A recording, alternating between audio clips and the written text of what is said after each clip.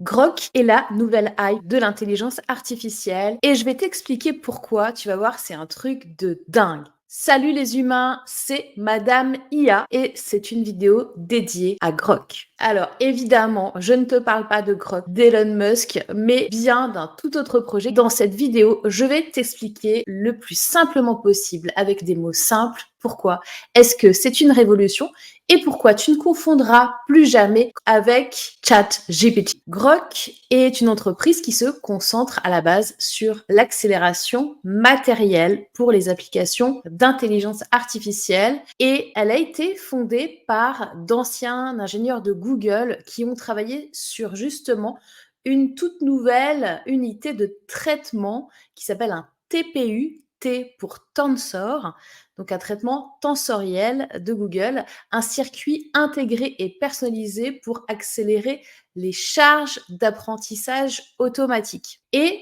la technologie de Grok vise à remplacer le GPU pour fournir un traitement plus rapide et plus efficace pour les tâches d'IA en mettant l'accent sur la réduction de la latence et l'amélioration de la prévisibilité des performances pour les applications d'IA. Qu'est-ce que ça veut dire tout ça? Je vais t'expliquer. Leur architecture est conçue pour simplifier les déploiements d'applications d'IA à grande échelle. Je te fais le topo en simplifiant. Ça veut dire quoi? Avant, il y avait le CPU, d'accord? C pour centrale. PU, à chaque fois je dis PU, c'est toujours pour Processing Unit, d'accord?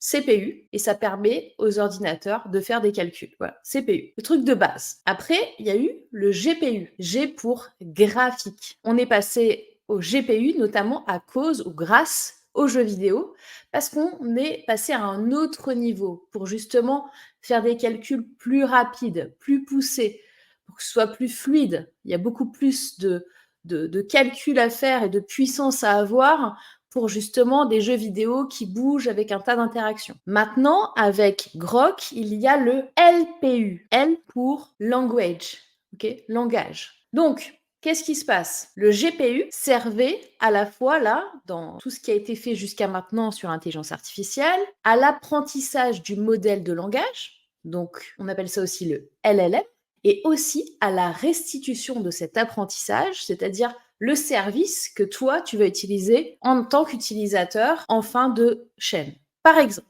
si je te prends le truc le plus connu et que tu as sûrement utilisé, si je prends OpenAI. OpenAI, ils ont donc un LLM, un modèle de langage. Ce modèle s'appelle GPT et ensuite, il y a plusieurs noms de domaines de langage. Il y a des versions si tu préfères, GPT-3, GPT-4, GPT-3,5, bientôt GPT-5. Donc ça, ce sont les modèles de langage. Ces modèles de langage ont été entraînés sur des GPU. Ces GPU, ils n'avaient pas de nom précis. A priori, c'est sur des GPU NVIDIA et il y a des processeurs Intel aussi qu'ils ont utilisés pour cette phase d'apprentissage.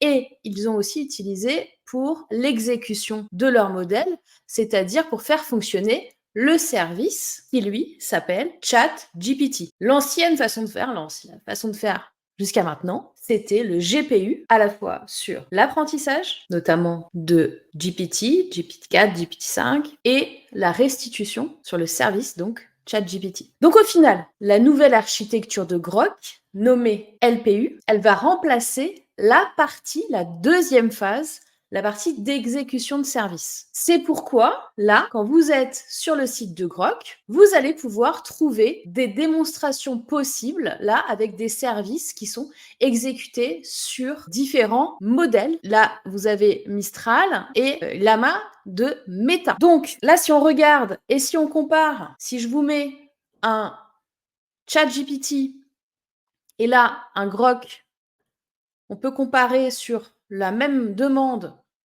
la vitesse d'exécution. La vitesse d'exécution est juste incroyable. D'accord? Il y en a une qui utilise donc un GPU et l'autre qui utilise un LPU. Donc les GPU, jusqu'à maintenant, et ils le font encore, hein, c'est pas à la poubelle non plus, offrent une polyvalence et une adoption généralisée jusqu'à maintenant pour une variété de tâches et d'IA.